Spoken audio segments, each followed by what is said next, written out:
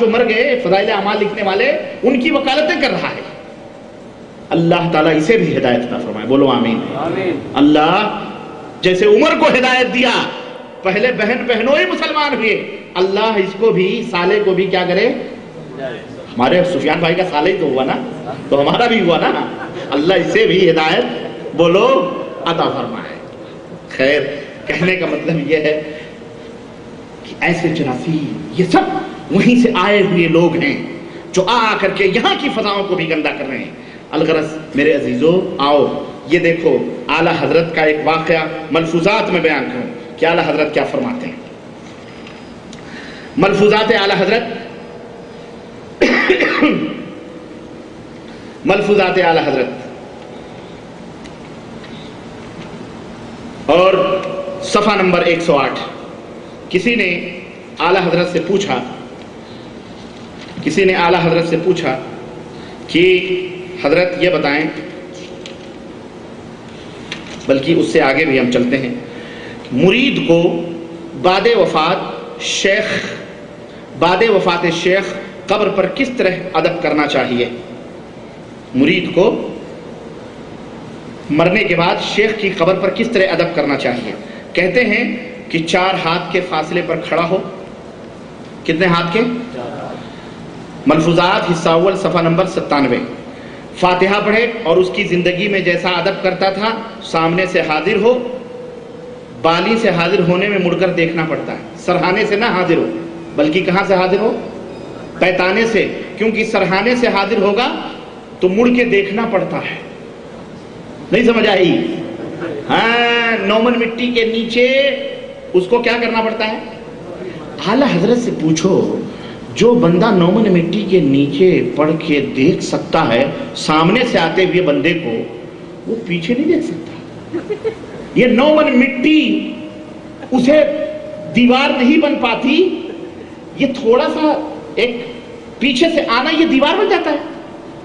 عجیب عقل ہے. دیکھیں کیونکہ کہتے ہیں سامنے سے آئے, سامنے سے دیکھتا ہے, پیچھے سے آئے گا سرہانے کی طرف سے تو مڑ کے دیکھنا پڑتا, مڑ کے.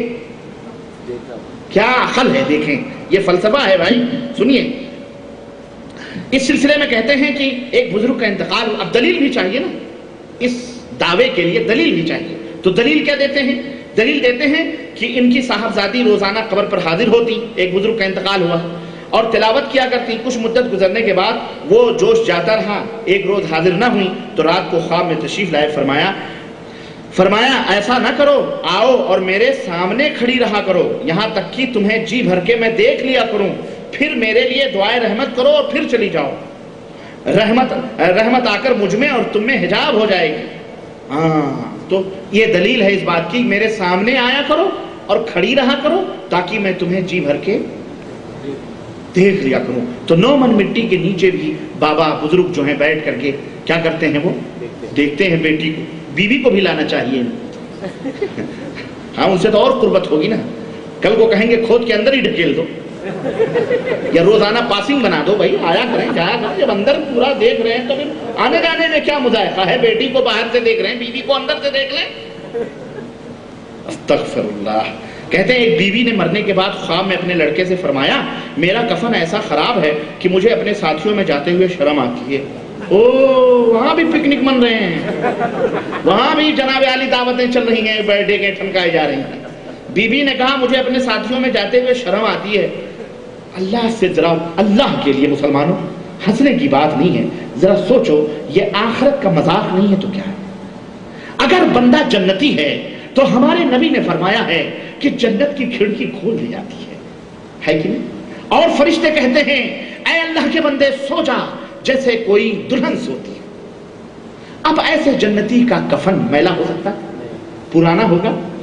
اللہ تو جنت کے لباس میں عطا فرمائے گا, خوشبو جنت کی کھڑکی.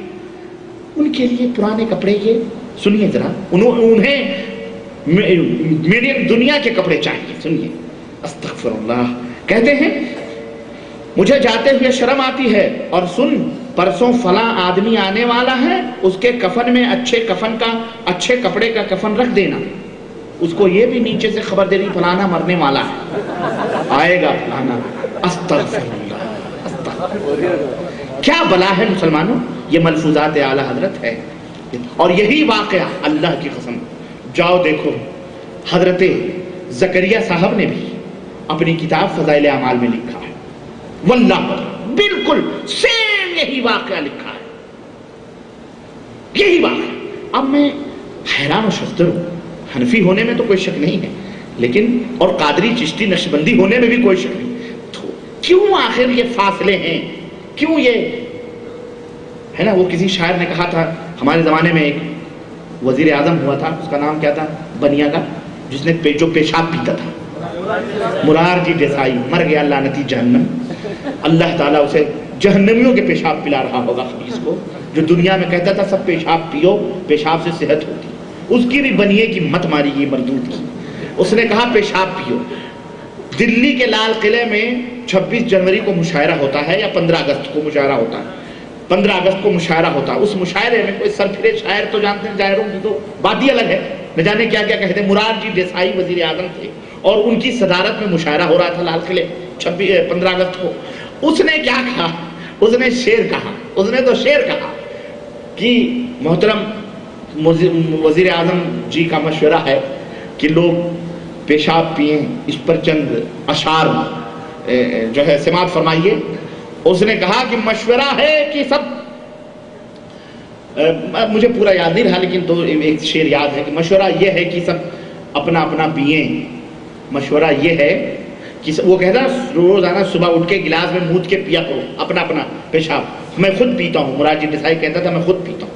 تو کہتا مشورہ یہ ہے کہ سب اپنا اپنا پئیں، لیکن میرے دوستو یہ تفریق، یہ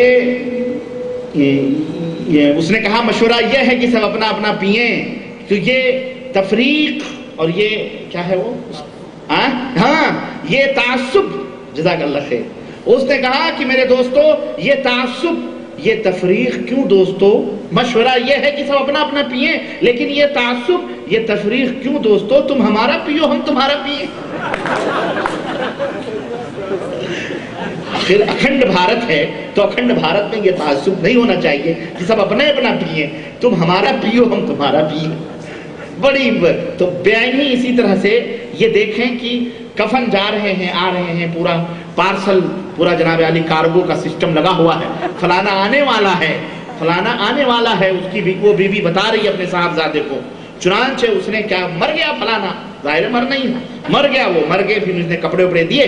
صبح جب ہوئی، کہتے ہیں صبح کو صاحبزادے نے اٹھ کر اس آدمی کو دریافت کیا تو معلوم ہوا کہ وہ بالکل تندرست ہے اور کوئی مرض اس کو نہیں ہے. جس دن دیکھا اس نے خواب، اس نے کہا نا وہ پرسوں آنے والا ہے 3 دن کے بعد، تو صبح اس کو تندرست تھا، کوئی مرض نہیں.